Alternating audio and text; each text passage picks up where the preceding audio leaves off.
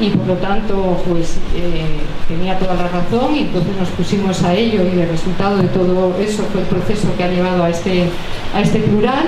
Y luego a Josué y a Tino, que son los que han coordinado este número de la revista, y que se han hecho todo el curro para hacer posible este plural sobre diversidad sexual, también con la colaboración de Lorena Garrón desde Sevilla. Es decir, que ha sido un proceso pues muy interesante, participativo, y gracias a Josué y a Tino por haber hecho toda la coordinación.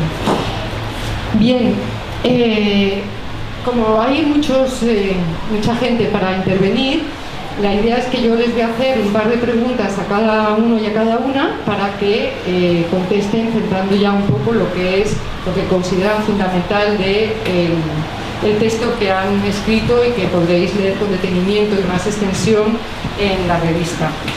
Entonces, bueno, empezamos por Tino, porque Tino hace un artículo que nos sitúa un poco en otro contexto, ¿no? Hace un artículo sobre la historia. Y la cosa sería, Tino, que explicaras cómo se empezó a elaborar el concepto de homosexualidad a finales del siglo XIX y principios del XX, y qué incidencia tuvo en el Estado español las ideas de reforma sexual que se abren paso en Europa a inicios del siglo XX. Tino es activista LGTBI y del Consejo Asesor también de la revista Viento Sur. Pues tienes la palabra, ya sabes que el tiempo es limitado y que os avisaré, ¿vale? Vale, muchas gracias.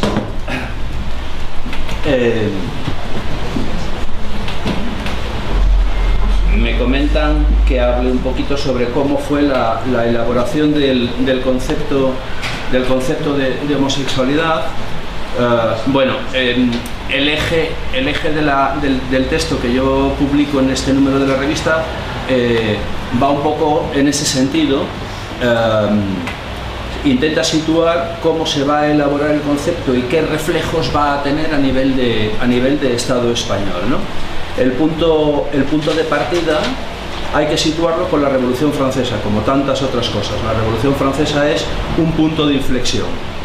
Acaba un antiguo régimen y empieza un nuevo periodo, una nueva etapa, y es una etapa que está marcada desde una perspectiva ideológica, bueno, pues por la creencia en determinados conceptos, por ejemplo el concepto del avance, el progreso, el desarrollo de la ciencia para dar explicaciones, y sobre todo a finales del XIX la ciencia se va a convertir prácticamente pues en un dios.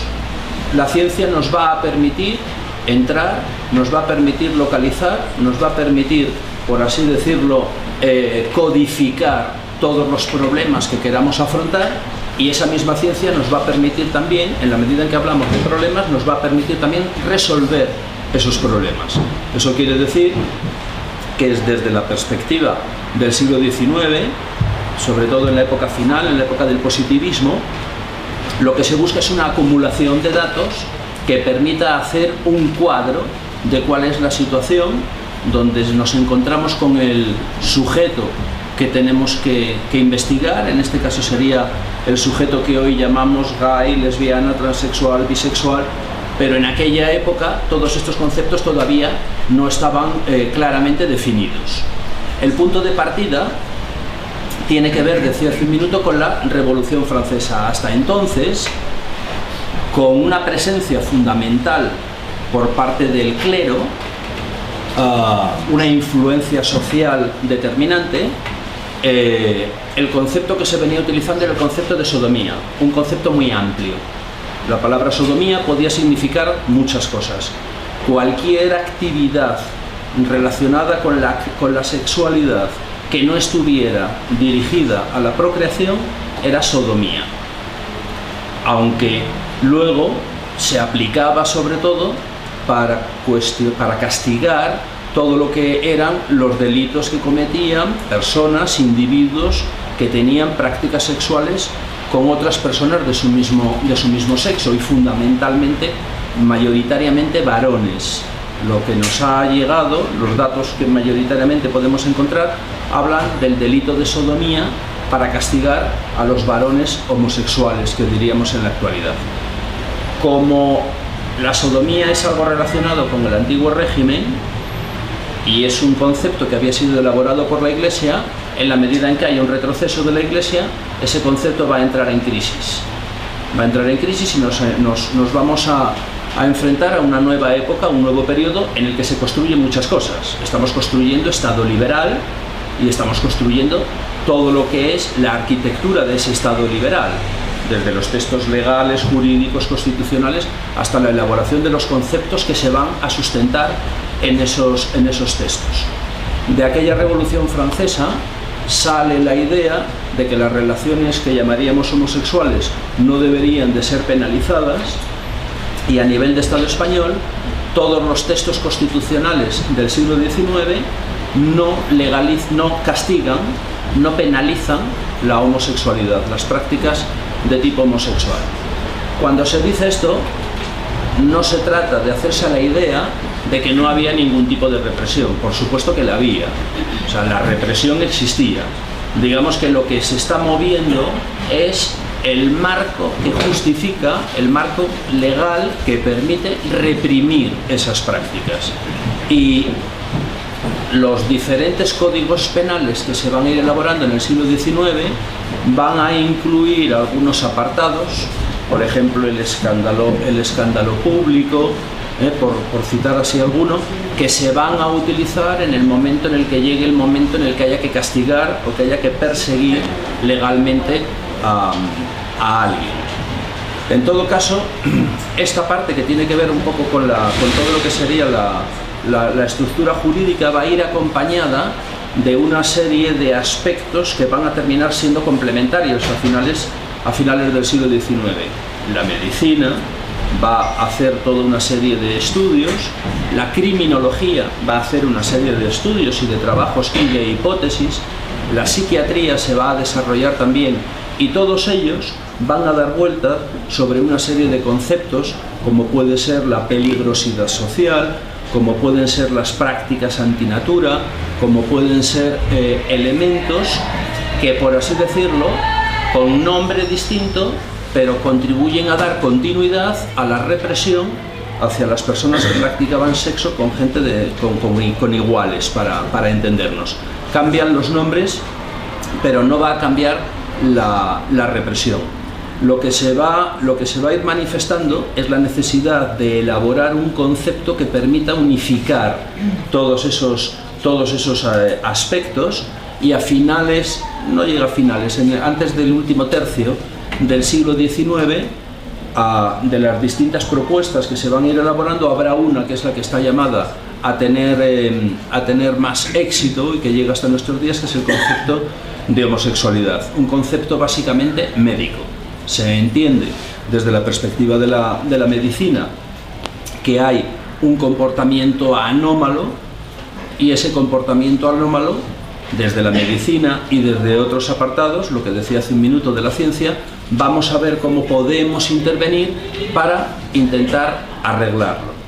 En todo caso, para esta época, este concepto nuevo es un concepto sobre el que también se dan algunas vueltas ideológicas y se busca su origen, se buscan explicaciones, y ya vamos a poner números redondos, ha pasado casi un siglo de aquella Revolución Francesa, y se dice que son prácticas que están vinculadas con la decadencia de la vieja nobleza, aquella que había caído con la Revolución Francesa. Se van a identificar, o habrá quienes identifiquen, las prácticas homosexuales con prácticas decadentes que se corresponden con el antiguo régimen. En la nueva época, la época del progreso, eso se va a acabar. Las prácticas se entienden que eran una rémora de aquel pasado. Entonces, a partir de finales del XIX se elabora un concepto clínico que tiene por así decirlo, más ángulos, más enfoques. Hay una preocupación muy grande con el tema de lo que podríamos llamar la transgresión de las fronteras de clase. los cuerpos policiales encargados de hacer seguimiento de estas cosas descubren con asombro muchas veces que hay un señor que pertenece a la burguesía, que tiene criados y que lo que tiene es un rollo permanente con varios de esos criados. Se considera que el señor sigue siendo un señor, pero el criado es alguien que está, por así decirlo, yendo mucho más allá de donde debía de estar, y por lo tanto eso es algo cuestionado.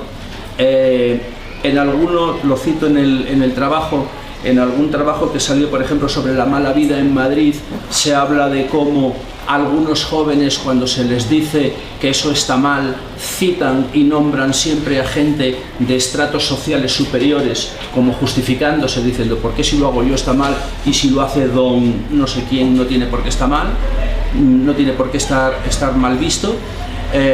Hay, por así decirlo, un lío en lo que tiene que ver con el concepto y luego la aplicación a los diferentes grupos sociales, en donde vamos a ver cómo se practica, cómo se lleva a la práctica ese concepto.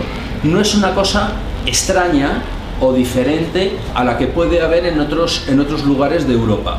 Es algo que, por así decirlo, hay un paralelo, tanto en lo que tiene que ver con la no penalización de los textos legales, como con la conformación del concepto a partir de la elaboración de diferentes estudios desde enfoques o desde disciplinas distintas.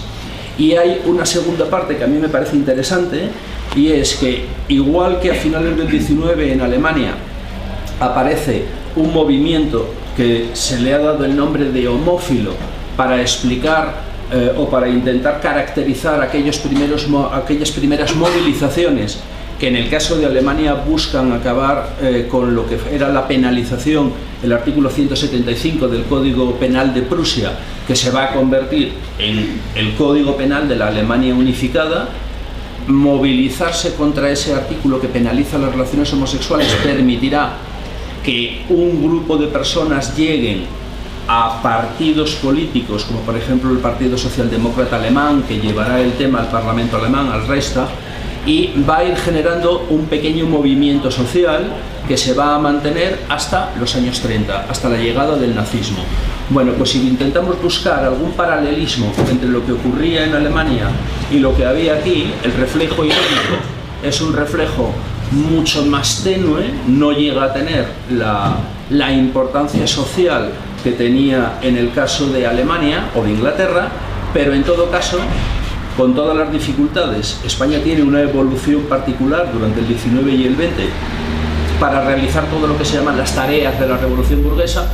Bueno, pues igual que esa revolución burguesa, por así decirlo, tiene rasgos específicos, lo que ocurre con este incipiente movimiento homófilo español es que está lastrado por las dificultades que hay aquí. ¿Quiénes lo van a mover? Pues quienes más se van a destacar, si hablamos de organizaciones y no de individuos, va a ser básicamente el movimiento libertario. Los anarquistas, que tenían, a diferencia de los marxistas, que se centraban mucho en todo lo que era la lucha económica y cantidad de propuestas las dejaban para el día después, los anarquistas tienen una curiosidad mayor por intentar probar en este periodo cosas que tienen que ayudarnos a vivir en la siguiente fase, en la siguiente etapa, que sería la etapa de la revolución. Y durante el primer tercio del siglo XX, sobre todo a partir de la época de Primo de Rivera hasta el año 36, hay una efervescencia dentro del mundo libertario. Varias revistas teóricas por primera vez comienzan a acercarse a determinados problemas, y uno de ellos es el de la gaydad, el de la homosexualidad. No tienen las cosas claras, pero en todo caso son los primeros que escriben y que trabajan sobre ello. Vale, pues muchísimas gracias. Ya sé que el tiempo es muy breve y que todas las preguntas que voy a hacer dan para una charla sola de cualquiera de vosotros y de vosotras, pero bueno, así por lo menos despierta el interés y luego lo podréis ver con detenimiento. Bueno, a continuación va a hablar Javier Sáez. Javier es activista gay, sociólogo, especialista en teoría queer y en psicoanálisis, ¿no? Entonces, Javier ha centrado su trabajo en esta revista, en este número, sobre el tema de masculinidades y cambio social. Entonces, las preguntas que te hago, para que puedas desarrollar un poco, es, tú propones poner el foco en lo relativo a la identidad masculina. Entonces, ¿cuáles son, a tu modo de ver, los dispositivos que hacen que solo, como tú dices en el texto, que solo se pueda ser hombre de una manera? Y la segunda pregunta es, ¿a qué te refieres cuando hablas de la masculinidad como una identidad negativa? Adelante. ¿Ahora? ¿Se oye? Muy bien. Bueno, buenas tardes a todas y a todos. En primer lugar, agradecer a Justa, a Josué, a Tino por haberme invitado a participar en este número tan chulo, y a vosotras por venir con este fresquito donde apetece mucho más estar en la calle tomando cerveza. Pero bueno, creo que es un buen momento para comentar lo que supone este número, que a mí me ha encantado, y también mucha alegría estar con compañeras en la mesa de militancia y de activismo. Bien, bueno, las dos preguntas creo que me las sé, así que me he quedado más tranquilo después de escucharlas. Y bueno, la primera, ¿qué dispositivos nos hacen devenir hombre, ¿no? Y el venir hombre de una sola manera? Ese es el problema un poco que planteo en el artículo. A pesar del gran trabajo de los feminismos durante muchos años, parece que los hombres nos quedamos intactos, ¿no? O sea, la identidad masculina no se toca, parece que es un tema de mujeres, lo del feminismo y lo de la igualdad. Y aquí lo que me planteaba era al revés, ¿no? Es decir, bueno, ¿qué hace que el lugar masculino permanezca no solo intocable, sino bien valorado? Es algo sorprendente con la cantidad de barbaridades que vemos que hay alrededor de la masculinidad. La virilidad sigue siendo un valor, en fin, todos esos valores ibéricos que siguen en pie, me parecía que había que problematizarlos, ¿no? Es decir, bueno, parece que los hombres no nos sentimos interpelados por el feminismo, ni por la violencia, ni nuestra propia identidad, ¿no? Entonces, bueno, yo creo que esos mecanismos de los que me preguntaba Justa los describió ya muy bien Monique Wittig, ¿no? Cuando plantea en el pensamiento heterosexual cómo en realidad hay una serie de dispositivos culturales por las ciencias sociales de las que ha hablado Tino, la medicina, la psiquiatría, la cultura, las tecnologías, van a configurar un modelo social donde tiene que haber una especie de correspondencia hombre-mujer. O sea, el contrato social ella va a plantear que es la heterosexualidad, que es algo muy potente políticamente, y eso hace que se tenga que configurar una identidad masculina única. Es decir, para que esa maquinaria heterosexual funcione, el hombre tiene que ser de una manera, o sea, tiene que ser vinculado siempre a la mujer, o sea, con un deseo heterosexual ya implantado en el ADN, ¿no? de la masculinidad. Y ahí aparece una especie de policía del género que vigila, ¿no? Cualquier deslizamiento. Tiene que ser, pues eso, viril, con una serie de gestos, una serie de formas de hablar, de ocupar el espacio, tiene que aspirar al poder, tiene que llevar el pan a casa, en fin, toda esa construcción de la masculinidad contemporánea es un sistema muy rígido. O sea, lo veis además en el sentido que cuando hay un deslizamiento, por ejemplo, del niño mariquita, un deslizamiento de género, le cae toda la violencia de la homofobia en el colegio, en la calle, en la familia. Es decir, que es un sistema muy rígido, ¿no? muy duro. Entonces, bueno, para no enrollarme mucho, yo creo que se construye por medio de esos dispositivos, a la propia cultura. Todo el sistema está estructurado para que devengas hombre solo de esa manera, ¿no? Desde el cine de Disney hasta el fútbol, cómo se enseña la parentalidad. Y bueno, quería señalar esa férrea policía del género que solo nos deja ser de una manera. La otra pregunta, que es más filosófica, si quieres, ¿no? ¿Por qué en un momento dado planteo la masculinidad como un lugar vacío? Bueno, se puede leer de muchas maneras, ¿no? Habría una lectura lacaniana, que no voy a entrar con este calor. Prefiero una lectura más cultural, más política, ¿no? Y es la impresión que hemos tenido muchas activistas maricas en nuestra vida, ¿no? En nuestra historia, era que los hombres en realidad lo que están todo el tiempo es teniendo miedo a que se les confunda con ser gays.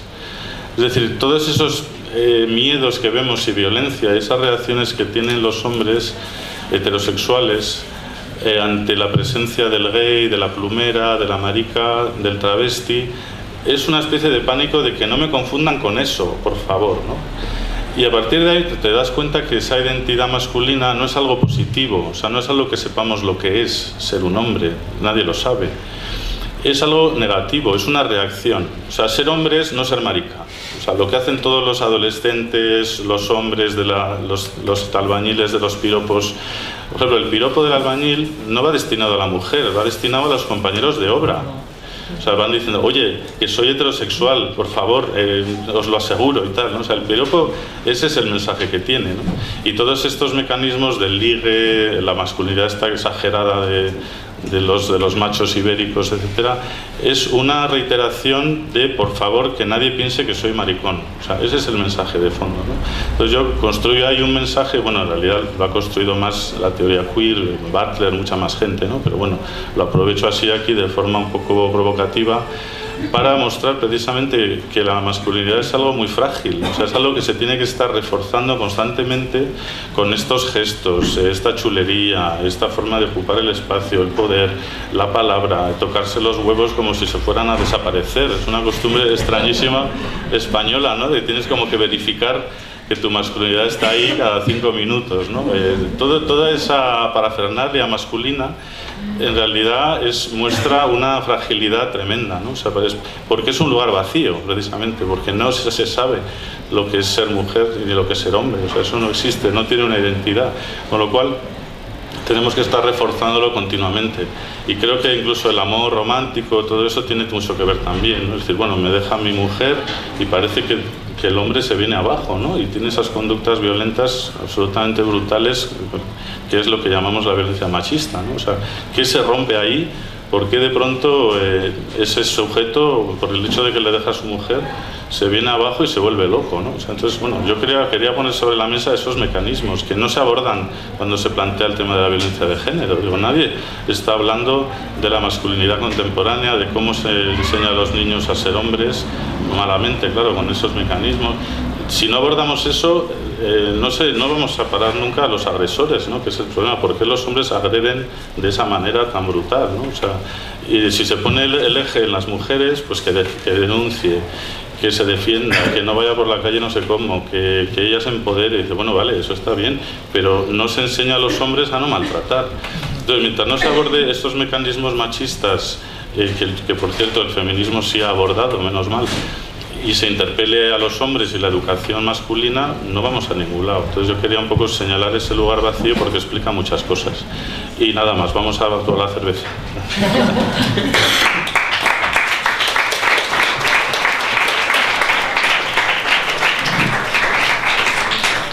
Bueno, pues gracias, Javier. Ahora tiene la palabra Gracia Trujillo. Gracia es activista feminista queer, es socióloga y es profesora en la Universidad de Castilla-La Mancha. Vamos a ver, Gracia, tú planteas en tu artículo que además de la sexualidad, todo lo relativo a la reproducción, al parentesco, a la familia, en todo eso hay que pensarlo también desde una mirada no heteronormativa. Y lo desarrollas, es muy interesante. ¿Podrías concretar en algunos ejemplos esta propuesta que haces? Esa es la primera. Y la segunda es que explicaras, por favor, a qué te refieres cuando comentas que existe una tensión en la lucha LGTBI, que también yo creo que se puede extender a la lucha feminista, que existe en la lucha LGTBI una tensión entre la dinámica de la exigencia de derechos, en el marco de derechos humanos, y los relatos de normalización de las conductas y de las demandas LGTBI. Pues nada,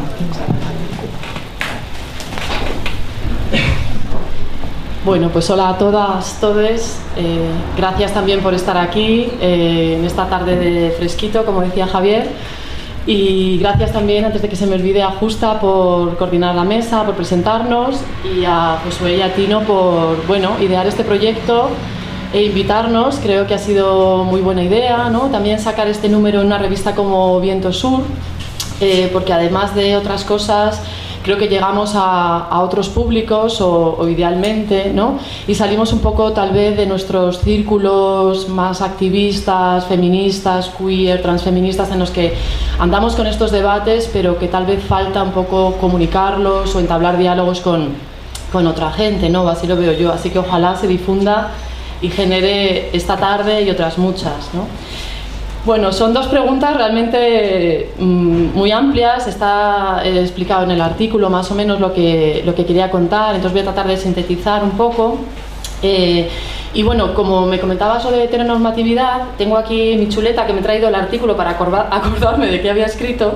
Entonces os voy a leer la definición de heteronormatividad, porque es una de estas palabras que manejamos muchas veces en nuestros textos y al final a veces no sabemos muy bien a qué nos referimos, ¿no?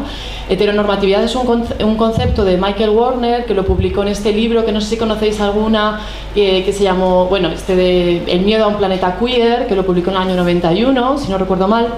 Y la definición de heteronormatividad, para luego pensar en ejemplos, es la de, según Warner, el conjunto de relaciones de poder por medio de las cuales la sexualidad se normaliza y reglamenta en nuestra cultura y las relaciones heterosexuales se institucionalizan y se equiparan con lo que significa ser humano. Entonces yo decía en el artículo, y os lo leo porque creo que explica bien, en otras palabras, la heteronormatividad es el régimen social y político que impone que la heterosexualidad sea la única sexualidad normal, natural y legítima y como tal visible y asociada a una serie de derechos. Entonces, con esta definición un poco en la cabeza, bueno, como justo nos había comentado así rápidamente, justo antes de sentarnos, la pregunta, estaba yo pensando en posibles ejemplos y la verdad es que se me ocurren muchísimos, ¿no? La idea de la heteronormatividad es, bueno, un poco lo que decía Monique Wittig de la mente heterosexual, que ella escribió en el libro del pensamiento heterosexual, que ha mencionado también Javi, que creo que es un libro que, si estáis en el ámbito de las teorías feministas, los géneros, las sexualidades, es un libro que hay que leer, porque realmente es que te cambia, o a mí me cambió totalmente la manera de mirar mucho las cosas, ¿no? Y ella habla de esta mente heterosexual como una especie de lentes con las que vemos la realidad, ¿no? Es un poco como lo que luego se dijo en el feminismo, decía Celia Amorós, de las gafas violetas, ¿no? Que una vez que te las pones ya lo ves todo de otra manera, ¿no? Desde la crítica feminista. Pero Monique Wittig en el año 92 ya hablaba de la mente heterosexual como esta mirada que tenemos que realmente no nos permite ver otra cosa más allá de la heterosexualidad como esto, como lo natural, lo legítimo y lo asociado por tanto a derechos, ¿no? Entonces, ¿esto qué significa? Pues significa que todo lo que no es heterosexual o todo lo que no pasa por la heteronormatividad es considerado esto, los otros, las otras, bueno, esto de la diversidad, ¿no? Por ejemplo, primer ejemplo, las familias. Cuando pensamos en familias, a mí me llama mucho la atención, además siendo socióloga, como cuando dicen las nuevas familias, ¿no? Los nuevos modelos de familia, que parece que son, claro, las familias homoparentales, ¿no? Que no son las heterosexuales, cuando si pensamos en las familias hay nuevos modelos. Eso de nuevo es bastante relativo, muy cuestionable, ¿no? Las familias se han venido organizando de diferentes maneras desde hace décadas, ¿no?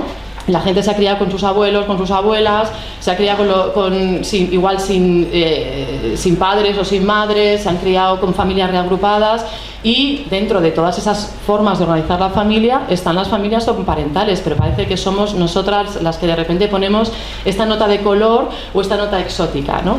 La idea de la familia es la familia heterosexual. La familia de padre, madre, hijos e hijas, y luego el resto son estas como, bueno, cosas exóticas de que igual gays y lesbianas también quieren organizar familias, ¿no? Entonces esta es la mente heterosexual y este es el prisma desde el que miramos las cosas. Otro ejemplo, por ejemplo, relacionado con esto, hace poco, antes de escribir este artículo, que de hecho fue una de las cosas que me motivó a escribir esto, leí un monográfico que había en una revista de antropología sobre maternidades y de todos los artículos que había, pues adivinad qué maternidades faltaban en la lista de los artículos. Todo hablaba del reparto de los cuidados, bueno, diferentes formas de organizar las familias, diferentes retos que tienen las madres, pero todas eran madres heterosexuales, ¿no?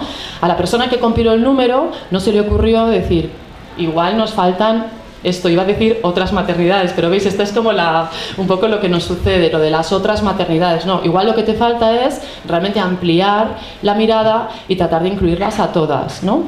Estaba pensando, por ejemplo, también en que la propia ley de peligrosidad y rehabilitación social es un muy buen ejemplo de la mente heterosexual, porque cuando se dice, ¿sabéis? La ley del año 69, que era la heredera de la ley de vagos y maleantes, que se derogó en el año 79, 78-79, pues esta ley no incluía a las lesbianas, pero no las incluía no porque las personas que redactaron la ley consideraran que no había que perseguir a las consideradas homosexuales femeninas, sino es que directamente no lo podían concebir. Entonces, cuando se dice en los años 70 los homosexuales masculinos estaban perseguidos por la ley, los encarcelaban, y parece que es que las lesbianas vivían, no se sabe en qué tipo de paraíso, que no las perseguía la ley. Las lesbianas estaban perseguidas de millones de maneras, se tenían que ir de sus ciudades, de sus pueblos, de sus casas, las pusieron en los psiquiátricos, las denunciaban las familias, son verdadero terror de época, ¿no? Y esto es porque no estaban incluidas en la ley, pero no por una cosa de así como de buen rollo de la gente que siguió la ley, sino porque es que directamente no se lo podían ni imaginar, ¿no? Esto es un ejemplo de la mente heterosexual, pero como os digo, se me ocurren un montón. Cuando hablamos de sexualidades, de prácticas sexuales, de amor, de relaciones afectivas, de parentalidades, de familias, de los cuidados, realmente tenemos que estar muy atentas a esto, ¿no? Porque estamos todo el rato con esta idea de la normalidad, que es la heterosexualidad, y luego todo el resto, ¿no? Cuando incluimos a esas otredades, lo hacemos desde el eje de la normalidad, y creo que este es uno de los retos. Hay que cuestionar clarísimamente qué es eso de ser normal. La cosa de la normalidad, que es el elemento de comparación de todo lo que digamos, toda la diversidad o todas las posibles diferencias, si preferís, ¿no? Por ejemplo, hace unos días, hablando con unas amigas, comentábamos por enésima vez 1000 anécdotas de, por ejemplo, ir al ginecólogo siendo lesbiana o siendo trans, ¿no? Y encontrarse con ginecólogos, varones y mujeres, que directamente es que no saben ni por dónde empezar a preguntarnos. Este es otro ejemplo, ¿no? Hace poco una amiga mía le dijeron, estaban haciendo las típicas preguntas a un ginecólogo, además relativamente joven, y al final, no, ¿utilizas métodos anticonceptivos? No, la píldora, no. Al final, mira, es que tengo relaciones con mujeres. Y entonces dijo, bueno, si eres lesbiana, entonces no te tienes que hacer estas pruebas.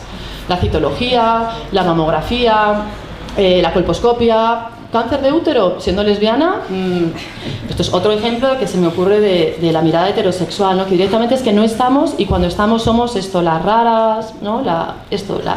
Las exóticas, ¿no?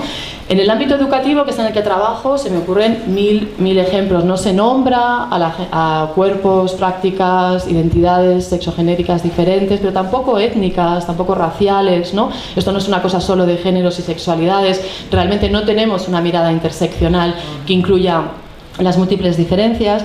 Y eso significa que chavales y chavalas que están en el ámbito educativo no tienen referentes. El referente, la normalidad, a lo que hay que aspirar es a ser heterosexual, como decía Javi, ¿no?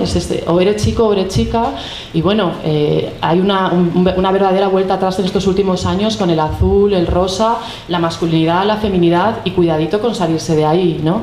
El ámbito educativo realmente es un ámbito en el que cuando se incluye al alumnado LGTBI queer, al profesorado, es porque se hace un día especial, o por el que es el Día del Orgullo, o porque alguna profesora o algún profesor porque tiene conciencia del tema o porque es una persona aliada lo saca, pero no está realmente incluido de manera transversal para nada, ¿no? Vale. Y luego, para terminar en esta lista de ejemplos, que luego si queréis comentamos y que se nos pueden ocurrir probablemente 1000 más, por ejemplo, la cuestión de las masculinidades. Hace poco vi el programa de un curso de verano que hablaba de la masculinidad, de las nuevas masculinidades, y de nuevo las masculinidades que faltan son las masculinidades en cuerpos leídos o asignados como mujeres.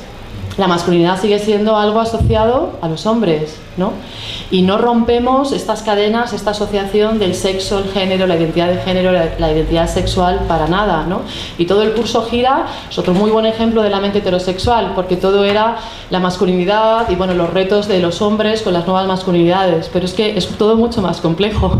Igual que las feminidades pueden estar encarnadas en cuerpos de hombres, ¿no? Asignados como hombres, y que en todo caso lo que nos llevaría a plantearnos esto es qué es la feminidad, qué es la masculinidad, y realmente pensar un poco más allá de simplemente, ay, venga, a ver si los hombres son más majos y ayudan un poco en las tareas domésticas, ¿no? Bueno, simplifico así irónicamente para que me entendáis, ¿no? Bueno, la segunda pregunta, para que me dé tiempo, es una pregunta gigante, así muy sintética, porque realmente esto de la tensión entre la exigencia de los derechos y los discursos que apelan un poco a la normalización, y sin el poco, que apelan a la normalización, pues es una cosa que, bueno, claro, una pregunta en realidad teórica, ¿no? Filosófica, política, y que nos tiene a los activismos pues muy entretenidos desde hace mucho tiempo, ¿no? Porque realmente cómo hacer para demandar derechos sin caer en el discurso de si nosotras somos iguales, somos normales, ¿no? ¿Cómo hacer para reclamar derechos desde una perspectiva, desde una defensa de las diferencias, que son muy legítimas también, ¿no? Entonces os cuento muy rápidamente, que está en el artículo, si lo queréis leer, pues está aquí, qué es lo que sucedió en el Estado español con la demanda de la ley de la modificación del Código Civil que permitió a parejas del mismo sexo casarse.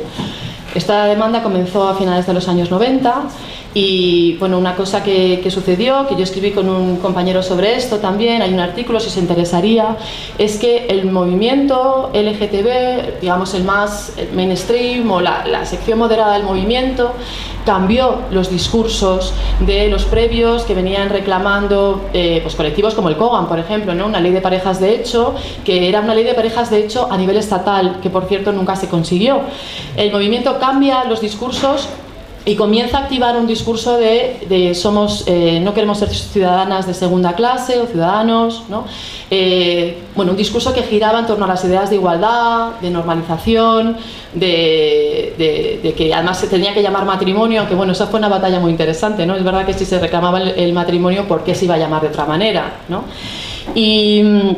Y claro, esto, pues una de las ideas que yo defiendo en el artículo este y en otros sitios es que esto supuso una despolitización y una desexualización de los discursos del movimiento, es decir, los costes que se pagaron por este cambio de discursos fueron bastante altos. Esto, por supuesto, para nada sin decir que pues los derechos ganados están y estupendo que la gente los quiera, pues esto es, disfrutar de ellos, pero tenemos que ver realmente qué se nos quedó en el camino y realmente qué implicaciones tiene que realmente la demanda fuera la demanda del matrimonio, que era con estos discursos de normalización, ¿no? Es decir, el Estado sanciona unas formas de organización familiar, que esto es el matrimonio, pero deja fuera de ella, fuera de protección legal a muchas otras, ¿no? Pues relaciones no monógamas, relaciones de varias personas, relaciones, bueno, de diferentes tipos que igual no quieren pasar por el aro de casarse.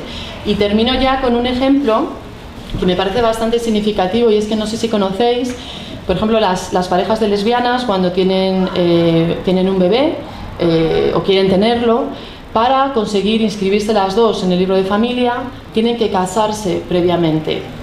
Es decir, esta exigencia de normalización incluso va más allá que la propia de las parejas heterosexuales. Si tú eres heterosexual, tú puedes tener un bebé con alguien y si ese alguien es una pareja varón, tú vas al registro de familia y lo registras sin necesidad de casarte. Nosotras se nos exige el habernos casado, lo que es como una especie de plus de respetabilidad o de normalización o de no sé cómo llamarlo, ¿no? Que realmente a muchas nos pone en verdaderos dilemas de si yo siempre he cuestionado desde una perspectiva feminista la idea del matrimonio, ¿no? Esta institución heteropatriarcal que ha sido la cárcel de las mujeres históricamente, ¿no? En el siglo XIX el matrimonio supuso a las mujeres un antes y un después, es que realmente las recluyó en los espacios domésticos, ¿no? Ahora nosotras reclamamos el matrimonio para gays y lesbianas, pues bueno, pues estas son las tensiones, estos son los dilemas, no hay una fórmula de resolverlos, sino, bueno, pues igual utilicemos los derechos de manera estratégica, es lo que se me ocurre, ¿no? Utilicemos para darles papeles a la gente, utilicémoslo para asegurar derechos para críos y crías, pero bueno, no dejemos de pensar en la gente que se queda fuera y no dejemos de pensar en clave crítica sobre estas cuestiones. Gracias.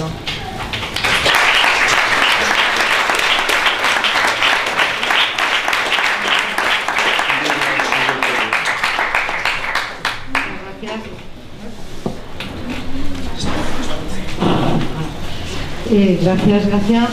Y ahora tiene la palabra Lucas Platero. Lucas es activista LGTBIQ, docente, investigador y vamos a ver, Lucas, has hecho un trabajo, una investigación sobre la relación entre el movimiento trans y el movimiento feminista. Y en el texto lo que planteas en el artículo es que se ha producido un encuentro entre el movimiento trans y el movimiento feminista, que es un encuentro no exento de tensión, a veces de mucha tensión, y sitúa sus inicios así muy tímidamente hace más de 20 años. ¿Podrías explicar a partir de qué planteamientos, de qué temas y qué prácticas, o sea, a partir de qué prácticas y temas se da esa relación en tensión? Y luego la segunda pregunta es ¿cómo crees tú que está la situación actualmente? ¿Qué alianzas, qué agenda puede haber común, qué alianzas se pueden establecer? En fin, un poco cómo lo valoras de cara al presente y al futuro. Bueno, yo quería hacerme eco de los agradecimientos. Primero a toda la gente que estáis aquí sudando, vestida. Esto es una sauna de gente vestida. Yo creo que igual había que repensarlo también, ¿no? Y a la gente que nos ha convocado y que nos ha obligado a cumplir unas fechas clave para poder llegar, y agradeceros también la flexibilidad con las fechas y con esta propuesta que nos hacíais. El trabajo o el resumen que aquí presento en realidad está vinculado con otros trabajos previos que tengo y con un trabajo que está en curso ahora mismo, que estoy haciendo con Esther Ortega, ¿no? Con esta relación entre el movimiento feminista y el movimiento trans, que como decía Justa, no está exenta de tensiones. Quiere decir que no se trata de contar un cuento de hadas porque todo iba mal, pero sí el poder explicar por qué cuando tú lees la narrativa o la historia de lo que está sucediendo en otros lugares, la tensión es tal que ese encuentro entre estos movimientos no se produce, o se produce a costa de mucha violencia, ¿no? Yo estoy pensando en los encuentros feministas latinoamericanos, estoy pensando en los contextos anglosajones, donde en ese feminismo se ha expulsado sistemáticamente a las mujeres trans y han sido situaciones violentas, ¿no? Cuestiones que en un momento dado aparecen en la literatura, aparecen en la novela e incluso en el cine, retratados muy claramente. Y pensábamos que teníamos como un deber, ¿no?, de explicar por qué esto aquí había tenido otros matices, había tenido otros procesos, y que había que explicarlo además con detalles. Yo creo que este artículo aquí es demasiado corto como para hablar de tantos detalles, es decir, que si me tuviera que remitir a ese trabajo, pues tenemos 2 artículos en Open Access con Esther Ortega Arjonilla en The Journal of Lesbian Studies o en Cuadernos de Psicología, que, bueno, si a alguien le apetece, pues si se le queda corto o que hay sensación de que faltan cosas, lógicamente, porque la extensión es pequeña, pero bueno, hemos intentado ahí combinar y meter las cosas interesantes. Una de las cuestiones que aparecía en todas las entrevistas que hemos hecho es que si ese encuentro se había producido y poníamos incluso fechas y estudiábamos eventos clave como las jornadas feministas estatales, que nos parecía un lugar estupendo para estudiar esa relación, y porque muchos de esos encuentros se hacen mucho más visibles, más tangibles, han tenido mucho eco, eran estas jornadas feministas estatales donde ha habido una voluntad clara de facilitar que algunos de esos debates se den. No ha habido una cerrazón, no ha habido un rechazo a que estos debates se den, sino que ha habido una voluntad política de algunas personas clave que incluso están sentadas en esta mesa para hacer que esto suceda. Con lo cual, primero las voluntades, la necesidad de situar el feminismo como un lugar plural. Es decir, yo puedo hablar del encuentro del movimiento feminista con el movimiento trans y de alguna manera estoy mintiendo, porque son los movimientos feministas y son de alguna manera esa manera multiforme de estar en movimientos sociales desde lo trans, que no necesariamente son el mismo, ¿no? Y yo incluso en un momento dado pues tenía una pequeña hipótesis sobre cuál era el lugar que habían jugado los colectivos de feministas lesbianas cuando se habían posicionado, por ejemplo, a favor de los derechos de las mujeres trabajadoras del sexo, a la hora de generar un clima de feminismo prosexo para poder hablar de algunas cuestiones. Cuando he ido a las entrevistas mucho más concretas, lo que me he encontrado es una cuestión bastante matizada y muy interesante, y que se cabe en una frase, lo decía en Pineda, y desde entonces nos hicimos muy amigas, ¿no? Que es una frase que Esther y yo nos hemos reído mucho, porque con muy pocas palabras estaba diciendo muchas cosas. Es decir, que no solamente era una voluntad política, sino el encuentro de esos movimientos sociales tenía que ver a través de la relación personal. Y cuando vas a hablar con las protagonistas, por ejemplo las mujeres trans, y hablas con Kim Pérez, y hablas con Sonia, hablas con Laura Bugallo, te das cuenta que incluso en las actas de esas jornadas feministas se está hablando de la experiencia personal, donde se produjo un movimiento de empatía, ¿no? Y no necesariamente de rechazo como se estaba produciendo en otros lugares, ¿no? Lo cual estoy hablando del clima, de algunos colectivos concretos, de las relaciones personales, de ese hablar desde el yo, desde las violencias que se están viviendo, ¿no? Y de ese movimiento donde estamos hablando de un feminismo de la segunda ola, y está surgiendo un feminismo de la tercera ola. Que decir que por mucho que muchas veces tenemos la sensación de que los movimientos sociales o las cosas que suceden en el Estado español van con cierto retraso, en realidad sí hay ecos que tienen que ver con la necesidad de traducción, de las vivencias personales, de esas influencias que van y vienen en muchas direcciones, que me parece importante señalar, ¿no? Las tensiones creo que son fundamentales, y que creo que no nos podemos saltar. ¿Cuál es el sujeto político del feminismo? ¿En qué consiste ser mujer? Como decía Kim Pérez en una ponencia, ¿mujer o trans? Tienes que elegir realmente, ¿no? Se está planteando como una dicotomía excluyente, ¿no? ¿Cuál es el papel de la prostitución en toda esta discusión, cuando estamos hablando de una relación que se remonta al año 93 en la Complutense, con unos debates, con unas invitaciones a unas personas a que hablen de lo trans desde su posición feminista, ¿no? Y en ese sentido están en contacto con lo que está sucediendo en otros países, ¿vale? Y la prostitución juega un papel importante porque muchas de esas mujeres trans estaban haciendo prostitución, o se veían en un imaginario colectivo donde la gente no se podía imaginar a las mujeres trans fuera de la ecuación de la prostitución, con lo cual juega un papel importante a la hora de entender cómo se percibía, cómo son esas relaciones, ¿no? Bueno, para no comerme la segunda pregunta, que también me parece interesante, yo creo que las tensiones de la actualidad, de la participación o el feminismo, las mujeres trans, los hombres trans, a mí me parece que como hay como tensiones hipervisibles y tensiones que van un poco como en paralelo. No sé si me voy a explicar bien en esto. Creo que desde el año 2009 ha pasado mucho tiempo, donde el término transfeminista ha tenido una época de boom y de mucha alegría, mucha gente pensando que es una manera de localizar lo queer dentro del debate feminista español, ¿vale? Y muchas otras personas han dicho, bueno, quizás el transfeminismo tuvo esta parte de su vida cuando encontramos un lugar común, pero hay que preguntarse quién se está reclamando transfeminista hoy. Si hay personas trans diciendo que son transfeministas, o si muchas personas que dicen que son transfeministas no son trans. Y porque unos lo dicen y porque otros lo dicen, y porque en algunas ciudades esto es más un lugar de batalla y en otras lo es bastante menos, ¿no? Es decir, que ahí tendríamos que pensarlo.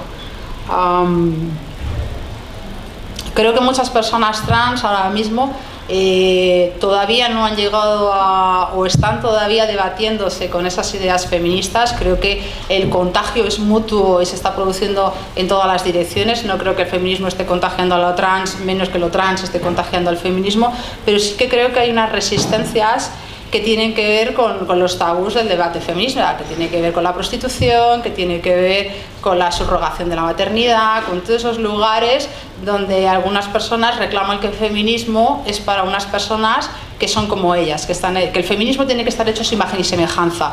Y yo creo que una de las cuestiones claras de este movimiento, y por eso es emancipador, es la capacidad de apropiarse de él sin estar necesariamente de acuerdo en exactamente todas las mismas cosas con todo el mundo, ¿no? Yo creo que ese es un lugar ahora mismo en el que están sucediendo muchas cosas y que requeriría pues una docena de tesis doctorales, me parecería a mí suficientes, ¿no? yo sitúo el conflicto más gordo en esto, en esta corriente de prohibicionismo, de abolicionismo, de hablar de vasijas, de hablar de unos lugares del no poder ser, y la pluralidad de sitios donde se discute del feminismo. Yo creo que no se habla lo mismo en la quimera que en el feminismo institucional, de lo poco que queda del feminismo institucional, o en una cátedra de género. Es decir, que creo que esa pluralidad es interesante y que, no me quiero meter en más jardines, creo que sería como para verlo más despacio. Lo voy a dejar aquí.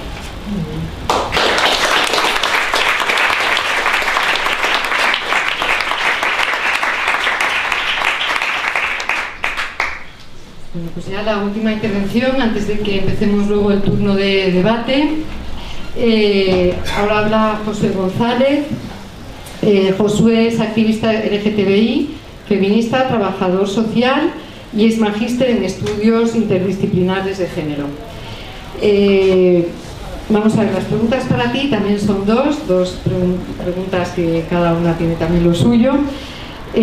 Vamos a ver, en primer lugar, tú en el artículo planteas que en el contexto actual de la ofensiva neoliberal se ha creado un nuevo imaginario social por el que todo lo que tiene que ver con las relaciones sociales se traduce como si fueran cuestiones individuales, que eso supone una despolitización y que además se está legitimando a partir de unas políticas fundamentalmente punitivas.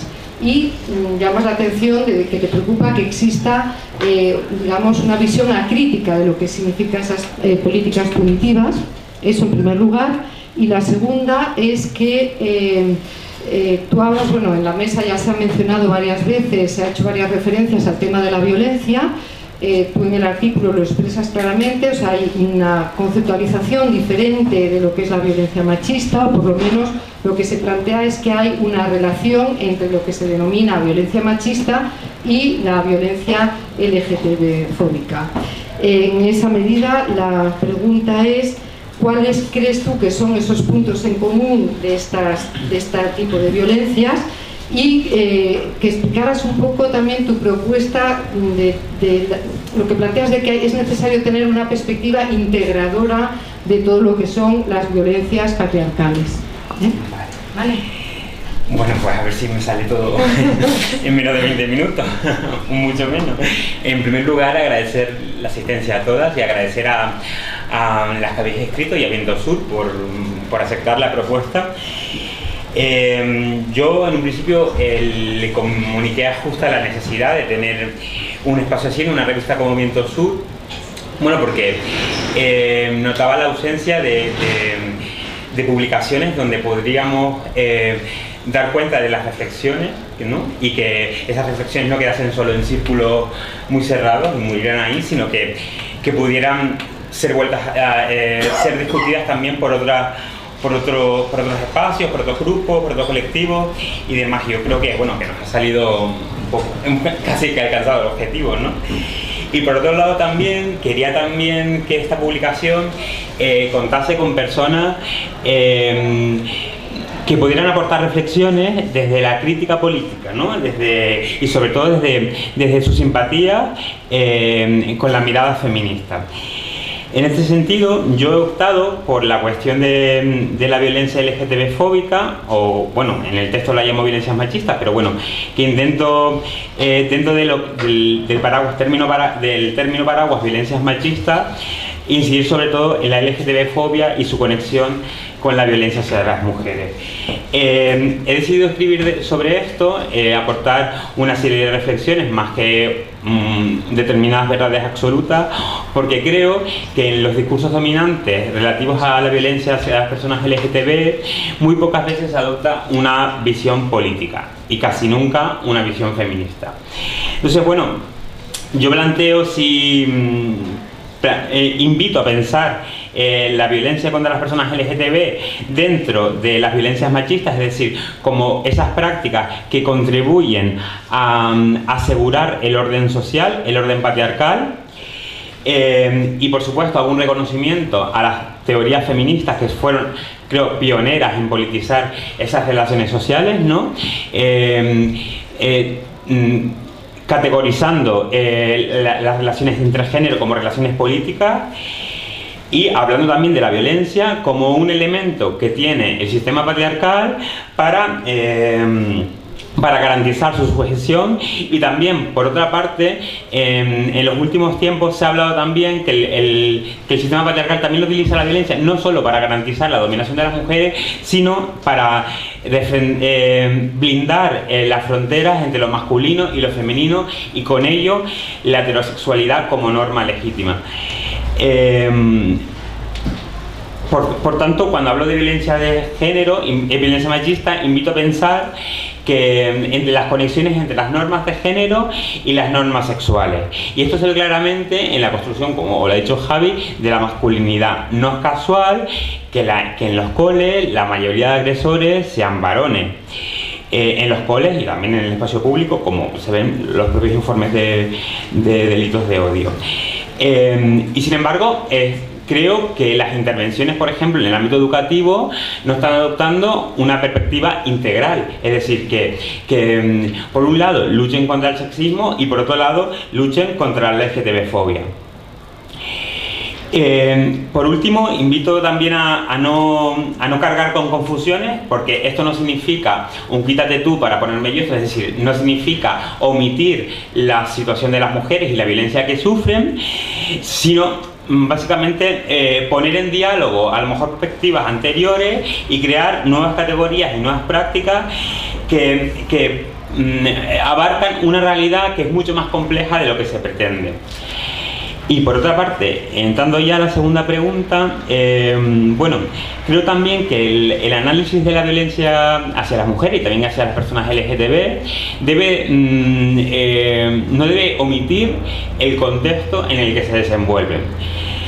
Esto significa que, para ir concretando, que debemos tener mucho cuidado, por ejemplo, con celebrar acríticamente la aprobación de diferentes normativas autonómicas contra la LGTB-fobia, si esas normativas al cabo del tiempo se quedan en papel mojado, porque por otro lado seguimos asistiendo a unas políticas de ajuste que impiden que esas leyes gocen de unas condiciones materiales para hacerla posible. Yo aquí cito el artículo que tú escribiste con Mónica sobre las dificultades que tiene el profesorado, por ejemplo, para luchar contra el bullying LGTB-fóbico en un contexto de precariedad extendida en la educación pública. Por otro lado, perdón, voy a beber agua. Por otro lado, recupero las críticas feministas hacia las posiciones, hacia otras posiciones feministas más institucionales respecto a la violencia de género, como determinado sector del feminismo en su momento, y bueno, y hasta ahora, ha entendido el Código Penal como el paradigma por excelencia para luchar contra la violencia de género. Y invito a pensar esas reflexiones de esas feministas en relación al tratamiento que le estamos dando a la violencia LGTB-fóbica, porque considero muy peligroso que la política punitiva la aceptemos sin más y no nos demos cuenta que, por ejemplo, gobiernos conservadores apuestan sin fisuras por impulsar determinadas políticas punitivas para luchar contra el racismo, contra el discurso de odio, etcétera, etcétera, a la par que promueven más racismo, más homofobia, con otra serie de políticas de corte más estructural, ¿vale? No sé, con esto le invito a pensar, y no quiero que haya confusiones en ese sentido, que no me parece útil y no me parece un éxito que sea un delito que a mí me peguen en la calle. No invito a eso. Invito a pensar que hay que politizar las causas y no quedarme solo con el resultado solo con la agresión. Invitar a las causas, invitar a pensar sobre las causas de por qué me agreden a mí y invitar a pensar el problema como algo colectivo y más que algo que puede ser acotado en una dicotomía sujeto-víctima. ¿vale? Y por último, termino el artículo porque creo que también la última reflexión va ligada a todo esto y creo que también es importante tenerla. Alerto también sobre los peligros que tiene la racialización de la homofobia, ¿no? Y esto lo hemos visto también en el caso bueno, lo que ocurrió en Alemania con la violencia sexual, los refugiados y demás, cómo se estaba construyendo mediáticamente la violencia sexual como algo propio de un sujeto extranjero, ¿vale? Y cómo eso a su vez no solo invisibiliza que bueno, que la violencia contra las personas LGTB y contra las mujeres es algo estructural que va más allá de una cultura concreta, sino que además esconde las vivencias reales de las personas, por ejemplo, de las mujeres, por ejemplo, refugiadas, que no se ha hablado en ningún momento de cómo es su situación en concreto en los circuitos migratorios y si están sufriendo violencia o no, que en el caso de que es evidente que sí, que se sufre y que porque no ocupan el mismo lugar a nivel mediático que cuando la sufren otras mujeres que son, por ejemplo, las que viven en Alemania, tal y como han denunciado diferentes ONGs. Y sin más, para no enrollarme y dar pie al debate, nada, seguimos hablando sobre estas cosillas a través de preguntas, que yo creo que es como mucho más dinámico, ¿no? Y más fácil. Gracias.